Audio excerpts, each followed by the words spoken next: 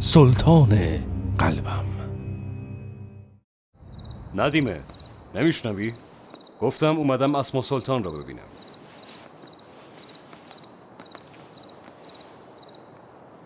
خیر نامیک پاشا، اینجا چی کار میکنی؟ اومدم ببینمت. بفرما، تو باغچه قدم میزنیم.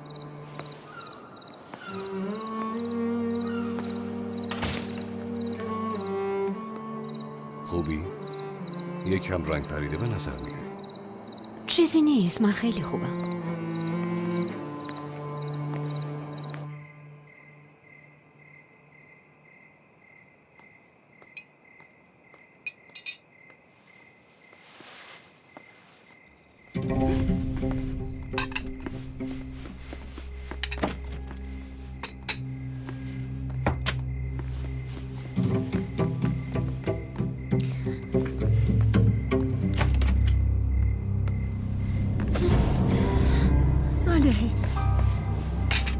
صالحه از چیزی ناراحتی؟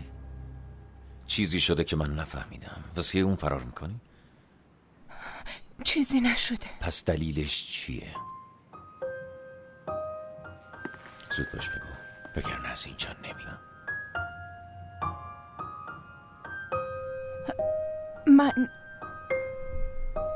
من شما رو سرورم سلطان صالح قش کرده. چی؟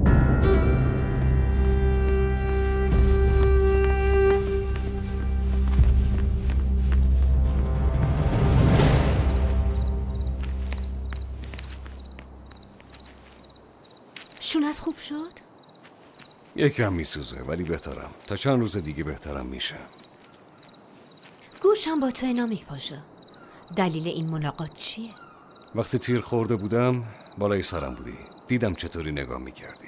حرفاتو شنیدم اسما. تو هم منو دوست داری اسما. دیگه هیچ مشکلی نیست. دیگه بمیرم هم ولت نمیکنم. به نظر من تو هنوز تو گذشته زندگی میکنی نامیک پاشا. نگرانی من برای از دست دادن یه آشنا بود. همین اشتباه متوجه شدی. این لجبازی واسه چیه؟ چرا غرورتو کنار نمیذاری اسما؟ میدونم میخوای تلافی گذشته رو در بیاری. میخوای انتقام خطای منو بگیری، ولی جفتمون هم خیلی جوون بودیم. اگه الان بود اجازه نمیدادم با کس دیگه ای ازدواج کنی. باور کن اسما. من سالها به خاطر حسرت تو به اندازه کافی سختی کشیدم.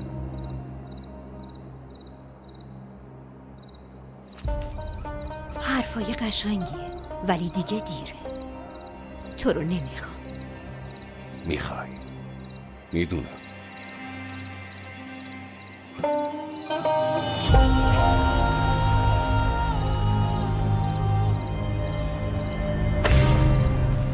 به چه جرأتی؟ تو چه فکری کردی راجع به خودت؟ روبروی تو اسما سلطان بزرگ وایساده، نور چشم تمام استانبول، همه غلام در خونه من. تو کی هستی؟ یه پاشای معمولی. به چه جرأتی نزدیکم شدی؟ به خودت بیا.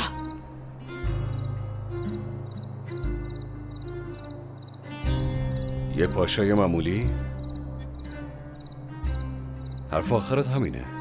آره، از اینجا برو. به خاطر این حرفات خیلی پشیمون میشی اسما. حالا که اینطوری میخوای دیگه نمیام سراغت.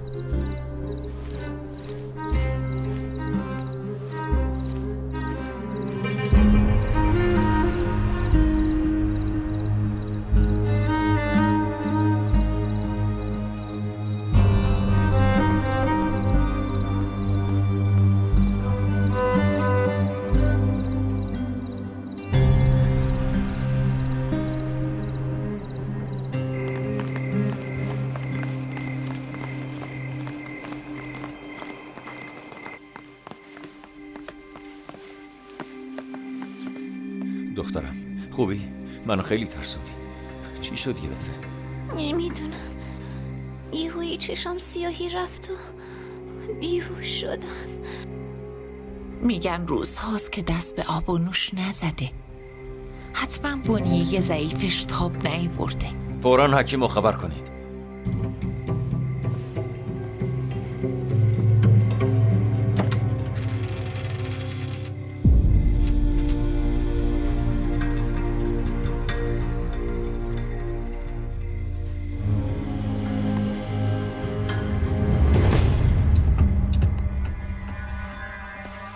سرورم،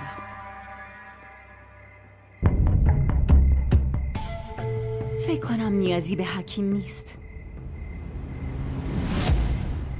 به نظرم سلطان صالح از پرخوری بیهوش شده.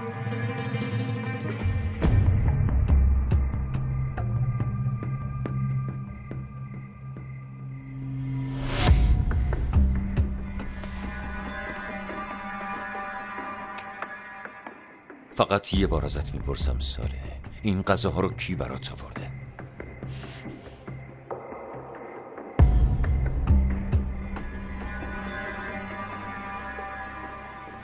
خیلی خوب، فهمیدم چیه.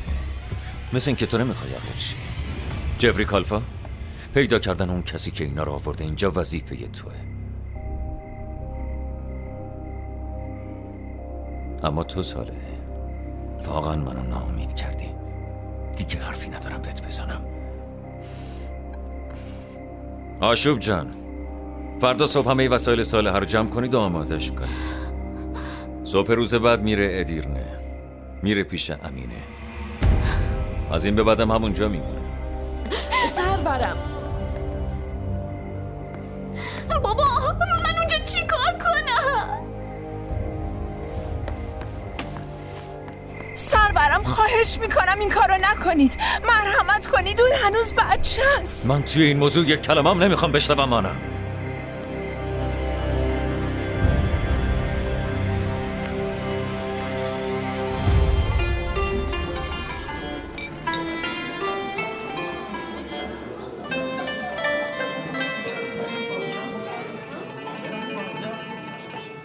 ای دنیای لعنتی، دیگه برای عشقم رتبه بندی میکنم.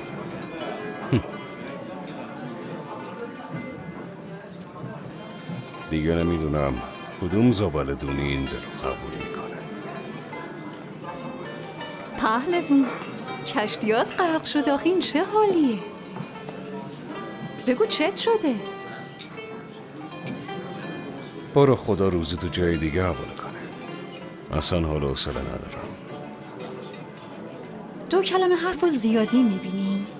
نگران نباش، ما اینجا کسی از طایفه ملائک نداریم.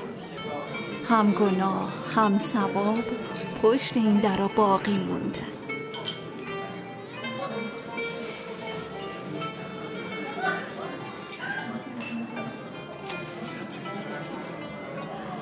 بیا با اینا صحبت کن. مطمئن باش که از من بهتره. نمیدونم اون زنی که تو رو به قصه انداخته کیه، ولی کاملا معلومه چیز خوبی رو از دست داده.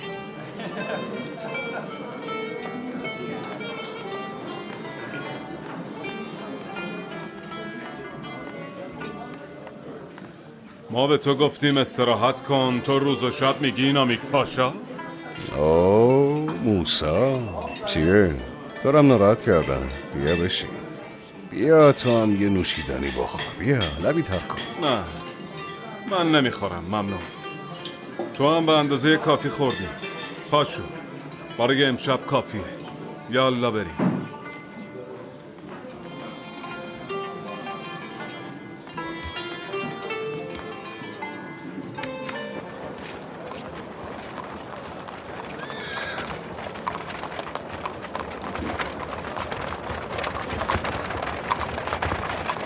تا حالا عاشق شدی موسا؟ نه پاشا، راستشو بخوای این چیزا به مزاج من سازگار نیست. خوبه، درد و غمش ولی زیاده، چون وجود آدمو آتیش میندازه.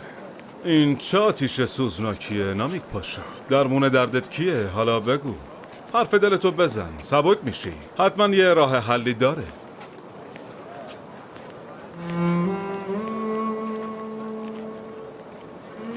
یونس بزرگ گفته عشق عاشق و تبدیل به راز میکنه. چاره ای نداره. ولش کن. بذار رازم مثل دلم تنها بمونه. دیگه چشمامو رو عشقم بستم. به به به الهی، نامیک پاشا برامون شاعرم شدی ها. بیا اینجا تو چشمه سر و صورت تو یه آبی بزن. خدایی نکرده پادشاه تو رو با این حال نبینه. آره بیا.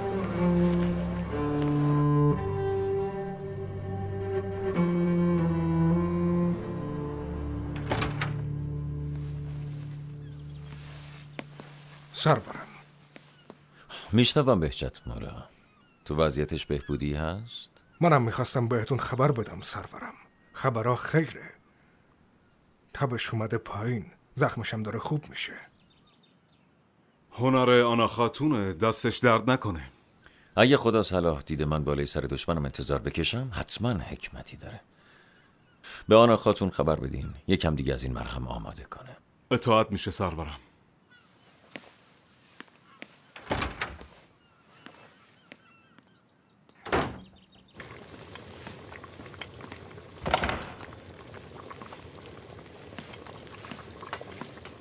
خسته نباشی اوستا سیف‌الدین.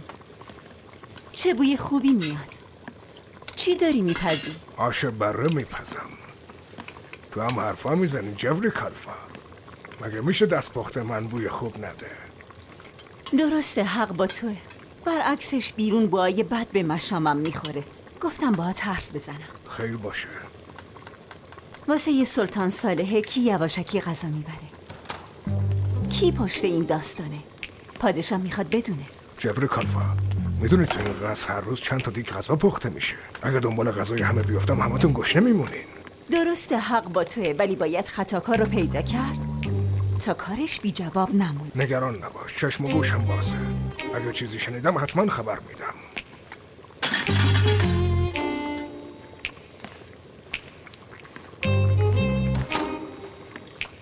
اصلا نگران نباش اوستا سیف‌الدین.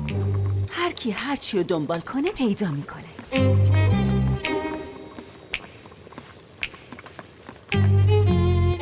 ای وای خدا جون، هر وقت گرسنه میشه برای خودم دردسر درست میکنم. حالا خدا رو شکر به خیر گذشت. به خیر نگذشت انبر آقا، به خیر نگذشت. یه چیزایی میدونی، زود باش بگو چی زیر زبونته. من یه خورده سردرد دارم. نمیدونم چی خوردم. خودتو ساده لوح نشون نده. بگو ببینم کی برای صالح غذا میبره. ساده لوح بازی چیه جفری کالفا؟ من از کجا باید انبر بدونم؟ بهم بگو. نه جفری کالفا، امکان نداره. من زن به اون مهمی رو، یعنی شخص به اون مهمی رو نمیتونم با خودم دشمن کنم. پس سلطان هوشیار بوده. آره خب، غیر از اون کی میتونست باشه؟ قربونت برم جفری کالفا، نگو به کسی که از من شنیدی. نترس نمیگم. دستور پادشاهه. به خانم معلم بگید از اون مرهم یکم دیگه درست کنه فوراً. نمیخواد نگران باشید، من الان بهش میگم.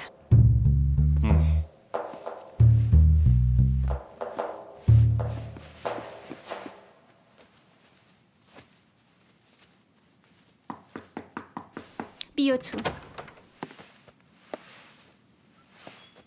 داری وسایلتو جمع میکنی؟ آره. اومدی کمک کنی؟ نه، اومدم برای آخرین بار باهات حرف بزنم. دیگه میخوای چه حرفی بزنی؟ به لطفت دارم میرم دیگه.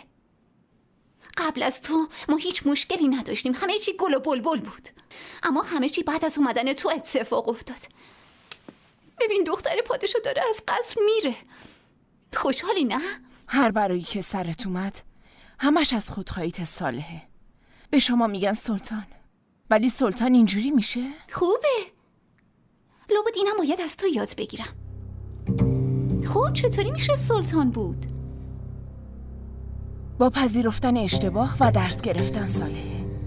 بیا و لجبازی نکن. بریم پیش پادشاه و عذرخواهی کن، تموم بشه بره این ماجرا.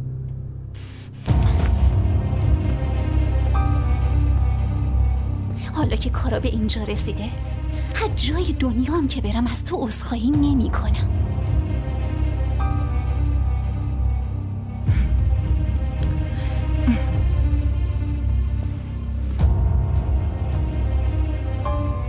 من از تو کینه‌ای ندارم، ولی دیگه به پادشاه حق میدم.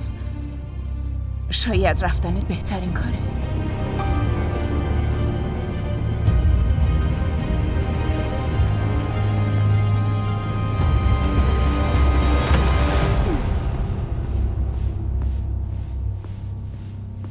آنا خاتون، اون مرهمی که درست کردی مؤثر بوده. پادشاه دستور دادن یه مقدار دیگه آماده کن. فقط یکم باید عجله کنی. میدونی دیگه طرف رو به موته. پس مؤثر بوده. خیلی خوشحالم. ولی همه گیاها رو استفاده کرده بودم. باید از عطار تهیه کرد. زود باش، منم چند تا چیز میخوام. عجله کن. پس بگم کالسکه رو آماده کنم. خیر عنبر آقا، تو هم میخوای بیای؟ تو بخوای و من نیام جوری کالفا. ای خدای من.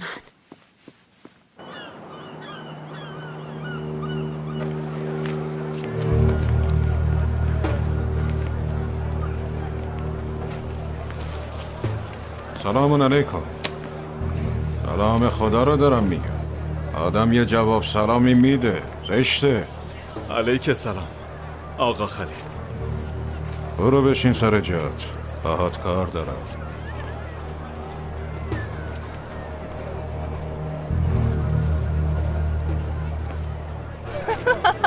ماشاءالله عنبر آقا، کیفت کوکه ها. چند وقته حسرت یه شیرینی گلابدار رو دلم مونده. مغازه ها رو پر میکنم با شیرینی نعنایی. انگار خیلی چیز خوبی. واسه چی اومدی اینجا ها؟ مسخره بازی رو بذار کنار. یکم کمکم کن. شیرینی از مرحله پرته. میبینم که تام خوشت اومده خانم معلم.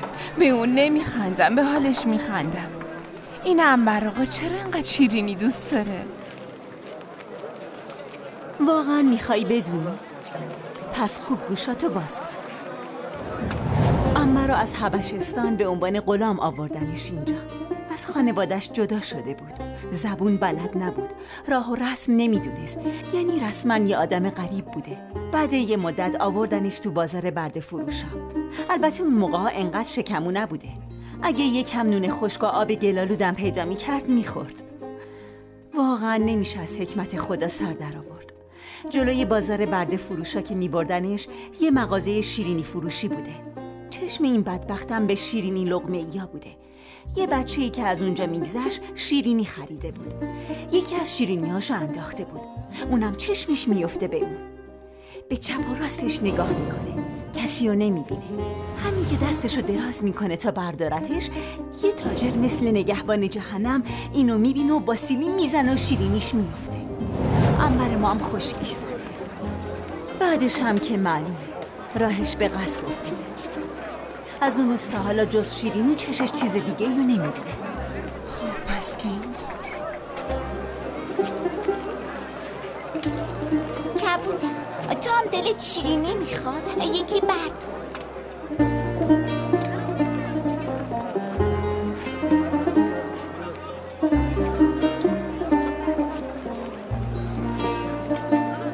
خیره کبوتر. چی شده؟ بس دیگه مسخره بازی رو تموم کنید. یه عالمه کار داریم.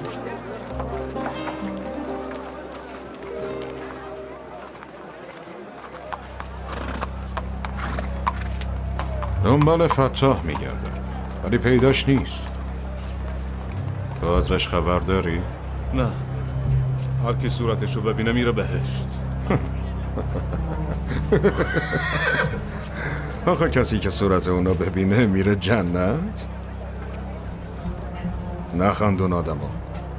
نترس، بگو کجاست. راستشو دارم میگم. والا بلا ندیدمش. باشه.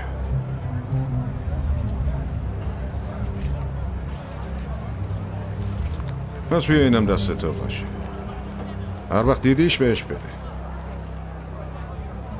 ولی یکی از اصول ینچری حرف گوش کردنه حبیب.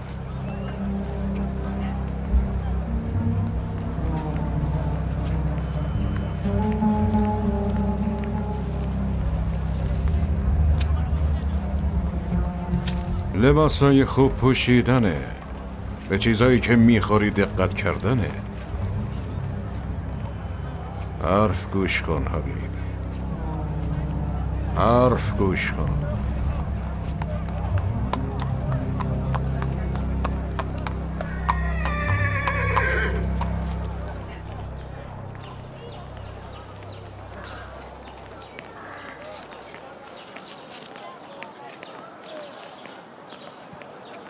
خانم معلم، چند تا گیاه میخوای بخری؟ چرا اینقدر لفتش میدی؟ گیاه یوکسکو نتونستم پیدا کنم. بهتر از عطار بپرسم. تا وایسا، من الان میام. زود باش، عجله کن.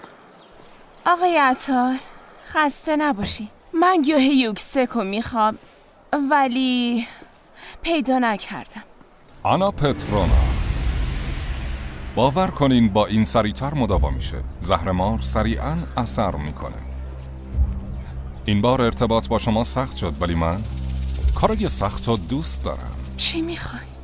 وقتشه برای وطنت تلاش کنی. یه مأموریت مهم داری. چه مأموریتی؟ مأموریت تو اینه، با این زهر باید عارف لنگو بکشی. یه قطرشم کافیه.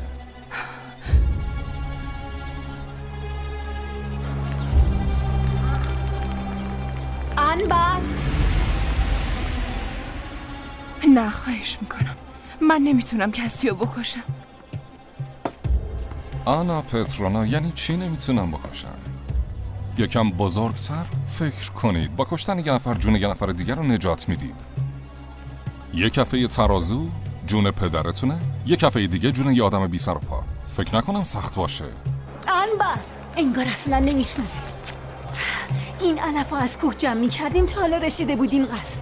از انتظار کشیدن نفسم گرفت.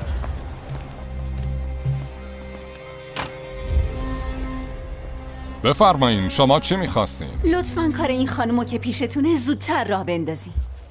زود باش معلم، از بس وایسادم علف زیر پام سبز شد. ببینم پولشو نمیخوای بدی؟ حواس پرت. یادم رفت. مهم نیست. ممنونم. متشکرم. روز بخیر آنا پترونا. سلطانم، آقا خلید اومد. بیا تو.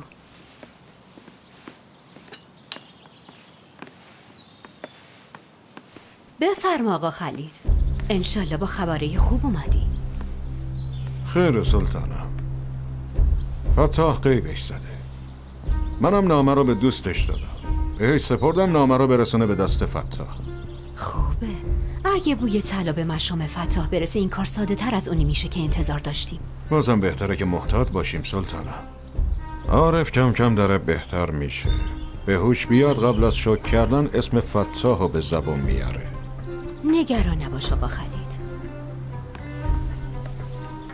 همه صداها رو کم کم خفه میکنیم تا به محمود برسیم.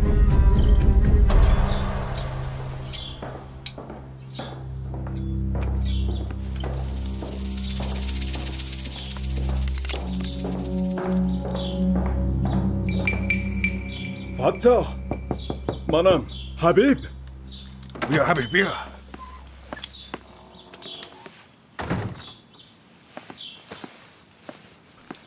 از گشنگی شکمم به پشتم چسبید. چی داری بده خوف کنیم؟ خب چه خبر بود بیرون؟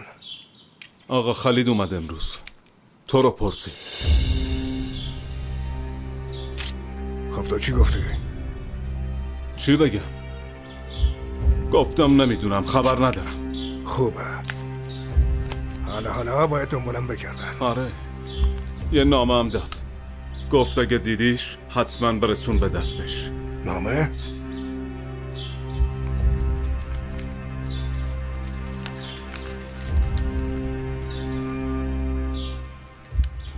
پس یواش یواش دارن میان. چی نوشتن آقا؟ حکم رهایی ما امضا کردن حبیب.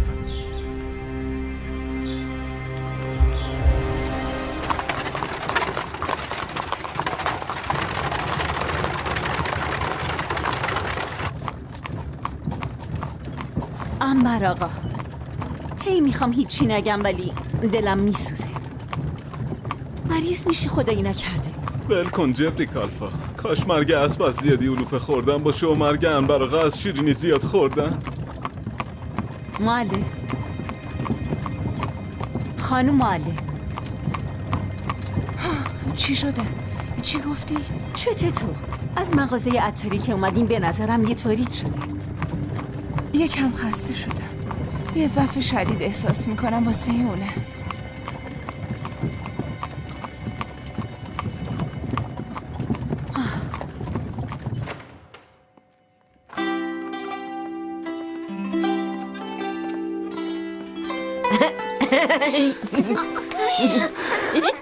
شما اینجا چی کار میکنی؟ دست ما نمیتونی فرار کنی. شیطونا.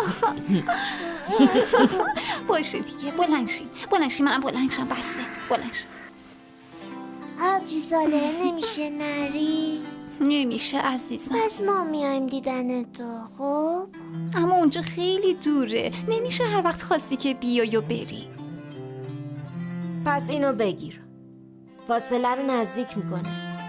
به هم نگاه میکنیم حرف میزنیم.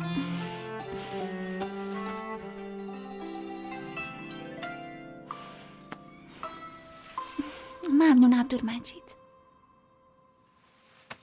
صالحه، وقتی میتونی همه اینا رو با یه جمله تموم کنی چرا نمی کنی و به خودت ظلم میکنی؟ ای بابا حالا ول کنید این حرفا رو، دلم گرفت. از طرفی من هنوز یه عالمه کار دارم. لباسامو باید جمع کنم. زود باشین از اینجا بریم. میخوام لباسامو جمع کنم. پاشو برین اتاقتون.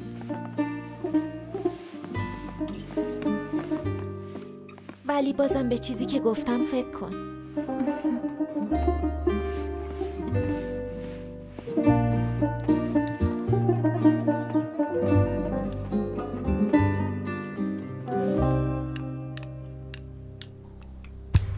باور کنین با این سریعتر مداوا میشه. زهرمار سریعا اثر میکنه. وقتشه برای وطن تلاش کنیم. یه مأموریت مهم داریم. مأموریت تو اینه، با این زهر باید عارف لنگو بکشی. یه قطرش هم کافیه.